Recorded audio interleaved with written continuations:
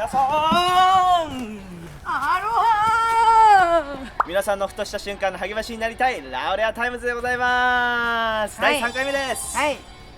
最近髪の毛の後ろを取りました三浦翔です。あら、まあ、どうしたんですか。ちょっと秋風をね感じたくて、秋風を感じたくて、はい、なのでもうだいぶいいですよ。秋風を感じてます。すごいですね。秋秋って夏にね、涼しくなりたいからそういう人いるけどね、逆にそう、やっ秋のねぱ季節を四季を感じたいなっていう、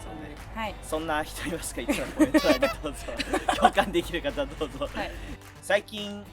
寺田心くんのモノマネを習得してみたい達也です。よろしくお願いしますよ。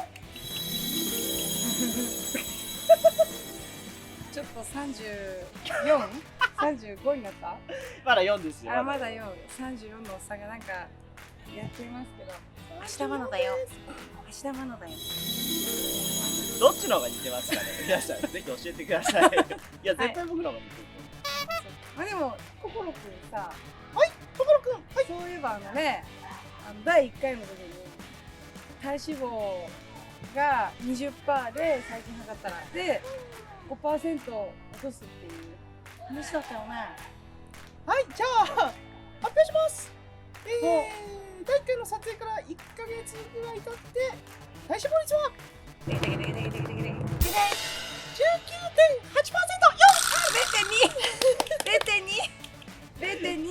いやいやね、難しい。いや、体重計がね、ほんと正確なのかわからんね。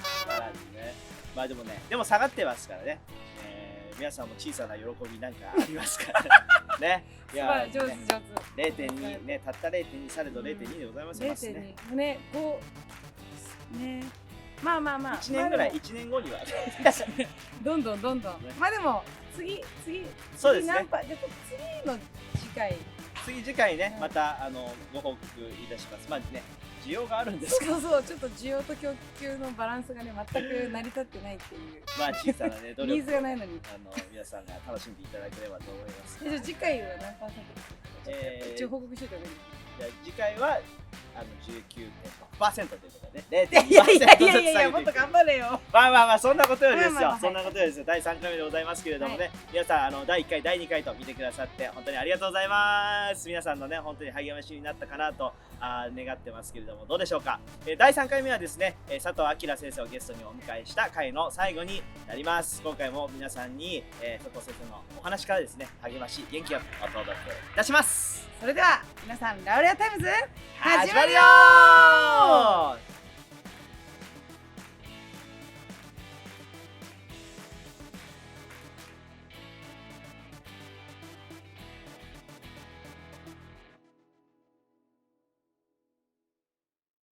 牧師30年、もう30年。いや30年以上やってます。30年以上。はい、私は24歳、5歳になってすぐ牧師になったので。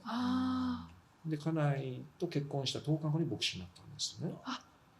で、田舎の教会の牧師でしょ。25歳若すぎる。だって、福島第一。そうです。ここは牧師がいない教会で、だから来てくださいって言われて、私も行くとこがあるわけじゃないから、じゃあ行きましょうって、右も左も分かんない。初めての結婚して10日でしょ。大体初めての人も多いけど、そしてその年の12月に子供生まれて、子育ても初めてでしょ。牧師も初めてでしょ。祝祷って最後に祝福の祈りってあったんですね。祝祷のやり方分かんないんですよ。見てはいたけど、見るとやると全然違うから。で、遠い他の県の牧師さんに電話して、祝祷やるときは右手左手何度ぐらいの角度で上げるんですかって何回も練習して、やればやるほど本番が不安になったね。そんなあれでしたね。もう本当にわけのわからない1年目でした。容量も悪いから年中無休でやりましたね。で、牧師になって4月に牧師になって5月に街道を作るって決めたんですね。私が決めたのは教会が決めたんです。牧師が来たら次は古い街道じゃダメだから新しく作りましょう。いいですよ、決めるのは。いいけどどうやって立つの？お金どうすんの？いや、街道建設は人柱が立つっていう人もいたんですよ。こんなに大変だと思わなかった。それからいろんな教会でどうやって街道立ったんですか、お金どうしたんですか、何が勘どころですかって聞いてね。そしてまあでも20人の教会だったんですが、よく頑張って翌年に教会で立ったんですね。それが始まりでした。その後どういうわけか、それぞれ神様のお導きってあるんでしょうが、私の場合は田舎もあってね、いろんな建物を作ることは神様が道を開いてくださったかなと。実は今年もエリムという食堂、宿泊所、それから木葬チャペル、それから本格的茶室、水屋もついている、それからギャラリーもついてるんです。ルーム316っていうんですが、そういうものを作ったんですね。だけどやっぱりここに至ったのはずっと何かしら建築に関わってきたので、私は建築屋じゃないんだけども、でもそれもちょっと幸いして震災が終わって、震災直前に新しい街道を建ってたんですが、もうダメになっちゃったので、突貫工事で翼の教会、通称翼の形にこだわって作ったんですよね。それはやっぱり私たちの場合そういう導きがあったので、アパートだとかチャペルだとか開かれてきたのかなと。だからそれぞれ教会の特徴があると思いますね。賛美の特徴があったり、子供伝道に特化したり、やっぱり長所を伸ばすのがいいんじゃないでしょうかね。行ってみたいです。行ってみたいですね。いや来るほどじゃないかもしれませんが、食事も美味しいです。本当ですか。お茶もやりたいです。僕は祖母がお茶の先生だった。そうですか。そうなんです。そこのね、おばあちゃんの実家はもうないんですけど、でもそこに茶室があったりなんかしてね。でまた僕はクリスチャンになる最初の方のきっかけが立ち読みした本だったので、なんか少し不思議なつながりがあって嬉しいななんて思って、しおりは骨折の骨折のつながりまですごい嬉しい。嬉しいといえば、その牧師をしている中で一番というか嬉しい瞬間とか楽しい瞬間っていうのはどういう？そうですね。それは自分が頑張ったっていうことをはるかに超えて、これが神様なんだなって触れた時、でもなんか人生は悩みますよね。これは道が塞がれたと、その時に忽然として小賢しい知恵関係なく、全く関係ないところから雲霧が晴れるように、こんなことあるんだって、ということに触れた時、まるで聖書の世界みたいだって、いや牧師でよかったな、水を汲んだしもべは知ってたっていうね、そういう時には牧師冥利に尽きると思います。だけど大半は苦しいと思います。大半は例えば泳いでる時手足をバシャバシャして首だけ上に上げてて手足はバシャバシャして、多分それが人生だと思います。神様はあなたなりに精一杯やったっていうね、やったから何かなるわけじゃないんです。全く関係ないところで神様は働くんですが、しかしそれと関連してないわけじゃないなと。地下鉱脈のようにね、だから私たちの力量もたかだか知れてるし、努力も知れてるんですが、やっぱり堅実に地道にその時ベストを尽くしたか、やれることを精一杯やったかっていう問いがあれば、人生は足し算じゃないので、2+1 が3になるっていうのは何も面白くないんですが、相乗効果で10にも20にもなるから。でその時にじゃあ最初から神様任せで寝てますかって言うんでは、神様の立ち上がる時がね、そうじゃなく、もうしんどいし限界だし、だけどギリギリの今のベストを尽くしたか、やること全部やったか、じゃあやること全部やって八方塞がりですっていうところまで来てるなら、あとは神様の領域だと思いますね。だからそのお互いっていうかね、そういうことが牧師になってエッセンスとして感じますね。多分別に牧師に限らず信徒もそうだと思います。やおら立ち上がる神様、あまりの迫力、ありえない、信じられない。ただそこに至るまでは長い道で本当に悶々として、うつうつとして、だけど最後はエジプトの海が分かれるじゃないけど、本当にあるんだこんなことっていうね、それを実験するための人生、一回しかないならば、やるだけやってみる。やっぱり20代には20代しかできないことあると思います。30代は30代、私は牧師になった時、これ何回チケットかなって考えたんですね。でも30年やるならば、じゃあ5年で区切るなら6回しかないと。で5年過ぎたら5年とこんなペースかと。あと残り5回しかないやと。だから先々やろうと取っとかないで、その時できることを惜しみなくやった方がいいんじゃないかなって、特に若い人は。で持ってる人はさらに与えられるんですね。でそうすると、じゃあ今全部出しちゃうとなくなっちゃうってなくならないですよ。新たに別のものがやってくると思います。だから20代にしかできないことを失敗してもいいからチャレンジするのがいいと思います。失敗すると一番身につきますよ。痛いから。痛い目にやると、年上の人にはこういう付き合い方をしなきゃいけないんだなって勉強になるから、痛い目にあってるから2度は失敗しないです。リスク管理があるので、そうすると違うアプローチをすると思います。違うまとめ方をすると思います。なので私は失敗しないための人生じゃないから、だから傷つくならやらない方がいいんじゃないかとは思わないんです。やるかやらないか迷ったらやります。でやってうまくいかなかったら損じゃないのとは思わないんです。それは傷つきますけど、そこで得るものは大きいと思います。失敗は成功の母というので、たくさん失敗すればやがての成功につながるし、いやでもね、本当そうですね。まさに20代で、はい。そしてこれもこのラウレアタイムズもね、新しいチャレンジで、ね、本当ね、ちょっとすごい心刺さりました今。20代はいいですよ。私は本当は牧師だからね、早く年取りたいと思った。今日ごめんください、牧師さんと人生相談したいって。はいって言うと、牧師さん呼んでくださいって。はい、ここにおります。牧師に見えない。だから途中で日に生やしたりもしたんですけどね。そうですか。そういう問題じゃない。だから途中から早く年取った方がいいんじゃないかと思ったけど、途中からそう思わなくなったんです。若い方がいいと思ったんですね。年取ってからではなくて、若い時には若い時にしかできない牧師職があるなって、今では若いに越したことないんじゃないかと思ってます。20代は素晴らしいですね。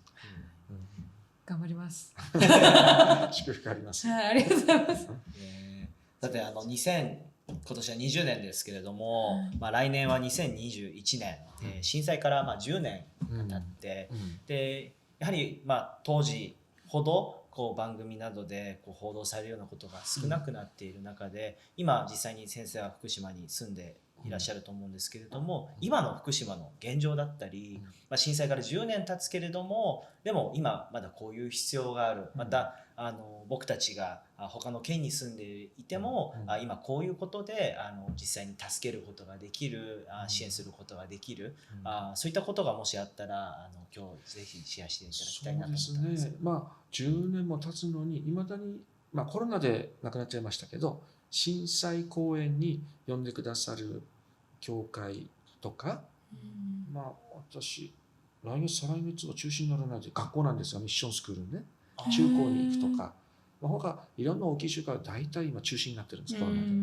でもそうやって関心持ってくださるということは大きな励ましです。例えば山梨の方はいまだに毎年教会にブドウを送ってくるんですね。ただ今教会食事もなくなったけど、山梨の方からのお心ですって出すんですね。でそういうちょっとしたことは大きな励ましですね。で今福島を離れた人たちは10年も経つので大体は帰ってこないです。私たちの教会も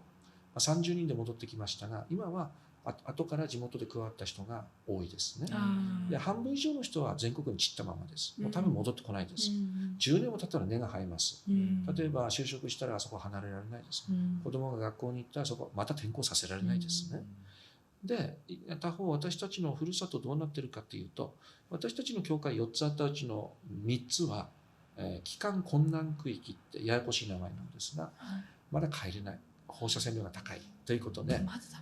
防護服は今機内で入りますけども許可証を取って入るんです。私は先月行った時は私たちの教会堂の隣をイノシシ家族がゾロゾロ歩いて、ダチョウだったか何かもいたな。獣の里ですよ。10年経ったらイノシシの子供はそこで生まれたらそこの住人ですよ。で人がいないんだから家々に入ってでそこに人間が戻ってきたら人間は侵入者ですよ。逆ですから。だからなかなかあそこ復興するって言ってもいろんな問題があるなと思った。ですけど私たちは今こう考えてるんです。10年経った教会の今整理を始めたんです。中のもの、例えば私たちの教会では一つはネズミの糞だらけですよ。それをあと中のものを全部廃棄して、それから今度電気ガスが2年後に通るので、そして掃除業者に入ってもらってきれいに掃除してもらって、そして黙示録の7つの教会の鍵を開けるわけじゃないけどブーメランのように U ターンして、そして翼の教会やエリムっていう建物や、アパートなどを建ててきまして、これだけでも十分ですけど、でもふるさとのチェルノブイリの近くの教会じゃないけど、あそこに私たちの足跡があるんですね。あそこにも田舎にもいくつも教会堂があって、でクリスチャンたちがいて、そんなに視野が広かったとは言えないかもしれないけど、田舎の純朴な人たちがいて、そしてそこで神様を信頼して因習の強いところで長崎の五島列島の教会軍じゃないけども、原発があんなことになったけど、そこにもクリスチャンの営みがあって物語があったんだということをもう一度刻んでいく。でもしそこに人が住むようになったら、何かしらまた再びありえない未来が来るかも、と、そんな印象なんですね。しかし神様は福島を見捨てていないし、福島は戊辰戦争でも、さっき八重の桜の話しましたけど、戊辰戦争でもあの後たくさんクリスチャン生まれたんですよ。人間が苦しみに遭うと、神様に向かう、神様が触れるということは確かにあると思います。明治学院の日本人の初代の院長だった伊深梶之助っていう人は会津の白虎隊と有名ですけども、あの時に辛酸なめて生き残った少年兵だったと思います。だけど茅野権兵衛という筆頭家老が一人切腹自殺して死んだんですよ。で、私の死に免じて女性と少年兵の命は助けてくれと懇願したんですよ、明治政府に。で、生き残った一人が伊深梶之助だった。彼は後にイエス・キリストの福音に触れて、キリスト一人が死んで人類が救われると。で、これはね、何ということだと。で、重なったんですね。彼は後に北欧をずっとキリスト教の講演会して、形ばかりの北欧のクリスチャンたちにちょっとしたリバイバルが起こった。日本の東北の因習が強いキリスト教関係ないところで、どうしてこんなに深い福音理解が生まれるんだとね。それは彼の人生ですよ。茅野権兵衛が一人死んで、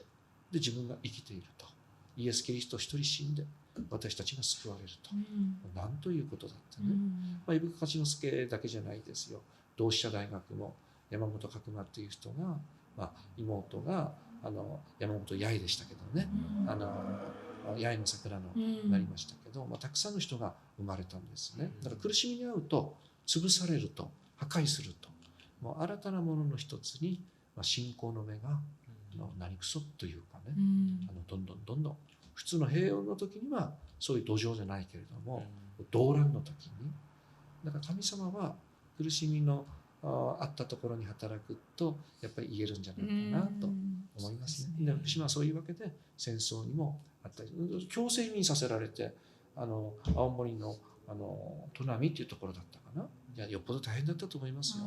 私たちも流浪して福島県に移民してみて、いや、こんなにくたくたになるんだと思ったけど、故郷を失って強制的にふるさとを追われた人たちの福島の歴史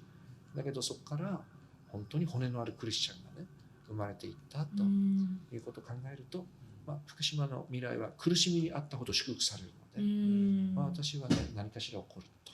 そういうふうに思っています。で、私たちも十分恵みも受けました。おかげさまで多くの人の、そして神様の慈しみだったと思います。苦しくなかったとは言いませんが、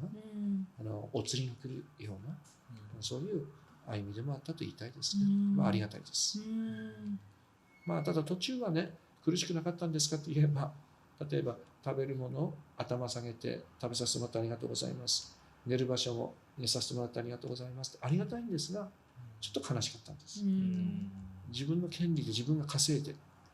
堂々と生きていけるならどんなに楽かなって。こんな人キャンプ場に1年も泊まってキャンプ場潰れたらどうすんのって。私たち潰したんじゃないのって。そんな責めもありましたね。だけどそのドイツ人の宣教師がそうじゃないよって。宣教師っていうのはね、もともとって教えてくれたんです。多くの人に教会に頭下げて、日本に伝道に行きますから支援してくださいって言って、支援してもらったもので食べていくんだって。で、そのことに、それが最初の一歩だって。つまり、努力して生きていくんじゃなくて、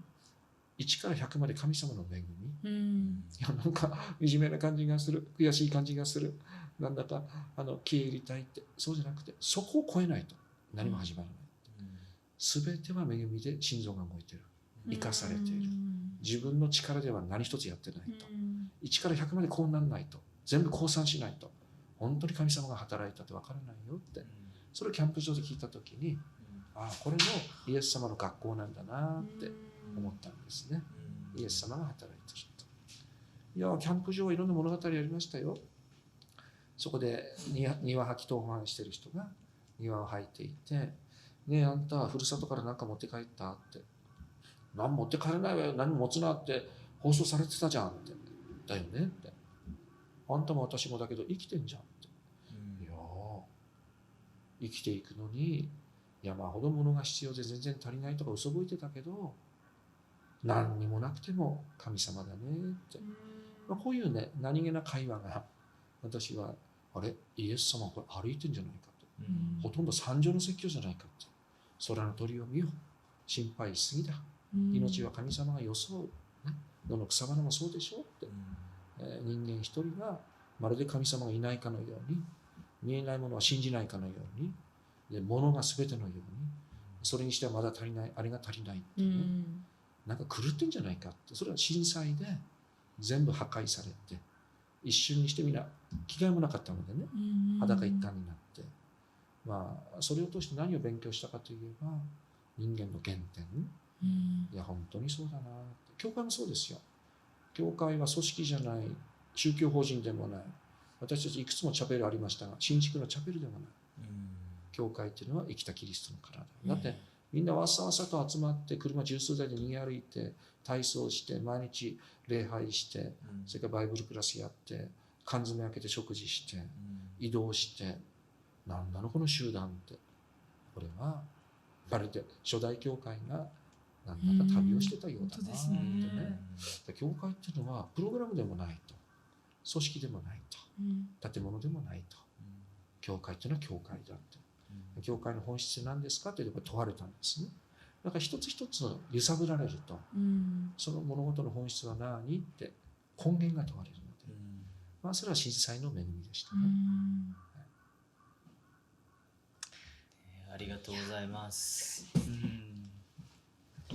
授業の講義。いや本当に授業しちゃってすいませんね。いやそんな教えるつもりはないんだけど。そう逆に生きたね、証、なんかもう本当にただ教えられるとかじゃなくて、先生は今後のビジョンだったり、まあ個人的にやってみたいことでもいいんですけれども、ありますか今は。まあビジョンっていうとなんか逆のことを言うようですが、まあ私ね毎朝目標2時間1時間半運動してるんです。あ、そうですか。あ、だからもうシュッと。いやいや全然シュッとはしてないんです。シュッとはしてないんだけど、まあ時々最近はちょっと走れるかなって走ったり、まあ、歩いたり坂道登ったり階段登ったり筋トレしたりやってるんですね。これちょっと前向きなこと。ただ前向き。いつまで続くか分かりませんけど。前向きに。あと後ろ向きみたいに聞こえるかも分かんないけど、5年プログラムで教会のリーダーシップの若返り、ちょうど今2年半過ぎて半分折り返して、私ずっと主任牧師っていうんですがやってきたんですけど、新しい命は新しい株袋がいいと。でこれ放っといてもなるかというと簡単そうで難しいことってあるんですね。でこれを5年かけて、まあ、ただやるならいいですよ。だけど祝福された世代交代をしたいと。祝福されるってことが大事なので、これをまず2年半かけてやってきて、去年バトンタッチしたんです。これは大きな恵みでした。だから今は40代と30代、40代前半と30代前半かな、分かんないけど、2人の牧師が大車輪のようにと、私アドバイザー牧師になったんですね。でこれに伴う恵みっていろいろあるなと思ったんです。いやこれは退くっていうのはマイナスですかって全然マイナスだと思わないんです。教会というのは何でもどんどんやっていって団子みたいにくっつけていって、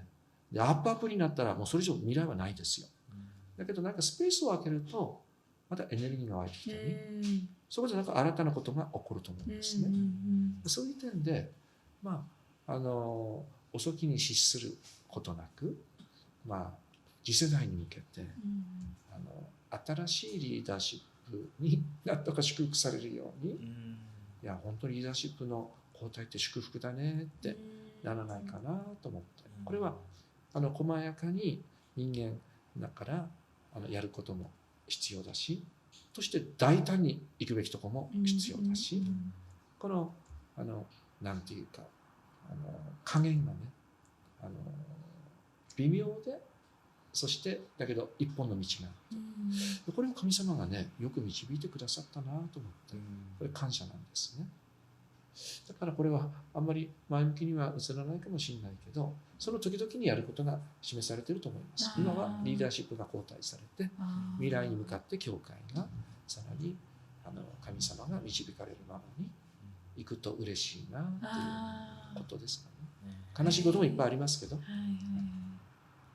そうなんですね。あれですね、そうですね、また2年半後にね、そのまた5年もう年に1回は来てほしいなと思うんですけどでもそのまたね時に話してたことがこうなってる、ああなってっていろんな神様の働きあってってまたね聞けたりしたらいいなと思うんですけれども、本当に今日いろんな話をしていただいて、貴重なお時間といただいて、もうすでにねこう見てくださっている方はいろんな話を聞きながら励まされたと思うんですけれども、今日最後に、これを見ている皆さん、2020年はいろんな大変なことがそれぞれあって、もちろんコロナウイルスのこともそうですし、でもいろんなもっと他のことが、家庭だったり職場だったり、学校だったりいろんな困難をね抱えている人っていうのはいらっしゃると思うんですけれども、もしそういう方々に改めて最後励ましの言葉を最後いただけたらなと思うんですけれども。なるほどね。震災の時私は一歩でも半歩でも前に行く、前向き以外は意味がないと言わないと毎日送れなかったんですね。そして前にやったことを繰り返すのは復興じゃないと、ただの復旧だと、新しい創造以外は意味がないと思った。創造っていうのは自分自身もどれだけ新しくなったか、かつては決断できなかったことが今なら決断すると、かつてならさんざっぱら迷ったことは今は一日しか迷わないとか、それから後悔はしないとか、例えばどういう目にあったかじゃなくて、それでどういうふうに変わったかのエッセンスに意味があると思い始めたんですね。でそれで辛いさなかにいる時は誰でも大変でしょうけど、なんとかなると。そして一歩でも半歩でも前に行けば道が開かれると。で私は震災でなかなかいいなと思った詩があるんですけどね、それはルーマニアでも何回か震災の話したんですが、ルーマニアの確か詩人が書いたね、本の中に書いてあった詩だったんですけども、人生は神様の織物、絨毯のような、で私たちは機織り機の下から眺めて、神様が厳選した金の糸、人生大事だから金の糸で織り込むけど、たまに深い悲しみの糸を織り込むので、何なんだこれはと神様に私たちは言うけど、いや俺は神様立ち上がって、そしてガバッと広げた時に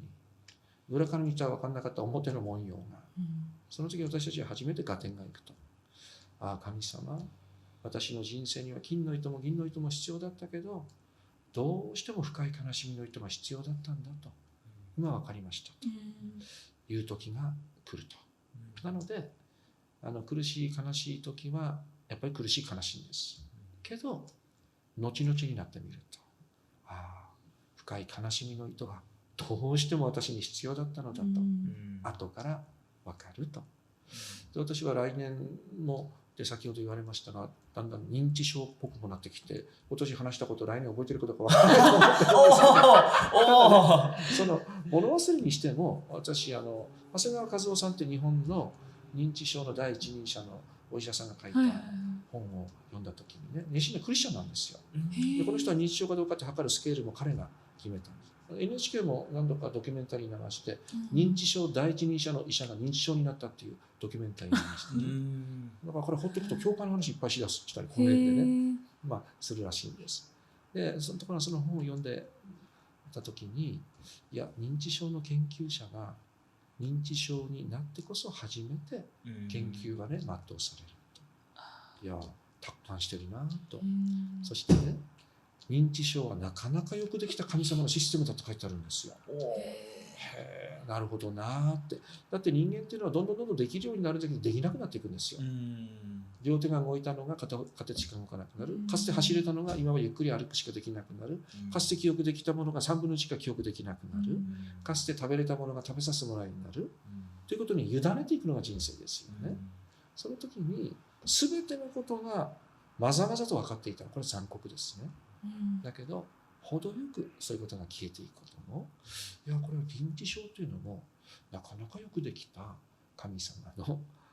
システムっていうか愛のお示しっていうかね、そういうことがあるのかなと。そうすると人生でああなったらどうしよう、こうなったらどうしよう、年取ったらどうしようって、しかしその不安は神様のゆりかごの中で、手の中で、だからそんなに心配しないで、その時が来たらその時のプロセス風景を、これはこれで若い時も良かったけど今もいいもんだなと、そうやってお互い励まし合いながら天を見上げつつエールを送りながら、あなたも私もご苦労様とこうやって生きていくのがいいんじゃないかなと思います。ありがとうございます。今日本当にたくさんの話を聞くことができました。もう皆さんにお届けするのが楽しみですけれども、またぜひ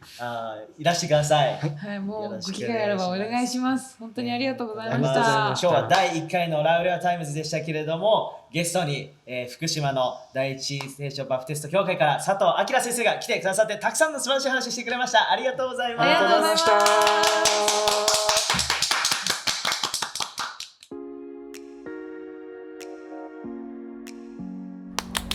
佐藤先生ありがとうございました。ありがとうございました。いやもう本当に3回全部もう超恵まれて、私自身もやっぱ改めて命の大切さだったりとかっていうのをすごい学んで、なんかすごいなんだろう、語彙力ない語彙力ないけどちょっと表してさせてください。って感じです。はい。放送でもありましたけれども、2021年というのは東日本大震災から10年が経ちました。10年経ちましたけれども、まだまだ復興にも助けが必要だと思いますし、また東日本だけではなくて多くの場所で、いろんな災害だったりとか困難を抱えている方がいると思いますので、続けてそういった方を覚えて皆さんで一緒に祈っていきましょう。そしてですね、佐藤先生のお話もっと聞きたいなっていう方もいると思います。で下のリンクの方にですね Amazon のリンクを貼っておきましたので、佐藤先生いろんな本出してますから、読んでみたい方ぜひぜひチェックしてください。はい、ということで、ラウレアタイムズでは、皆さんのエピソードだったりまた経験談を聞きたいなって思っています。皆さんのそういったストーリーあったらぜひぜひ教えてください。今回皆さんにお聞きしたい2つのテーマは、皆さんの幸せだなと思った瞬間、またいい友達持ったなって思った瞬間、この2つを、募集したいと思います。概要欄のところに Google フォームのリンクを貼っておりますので、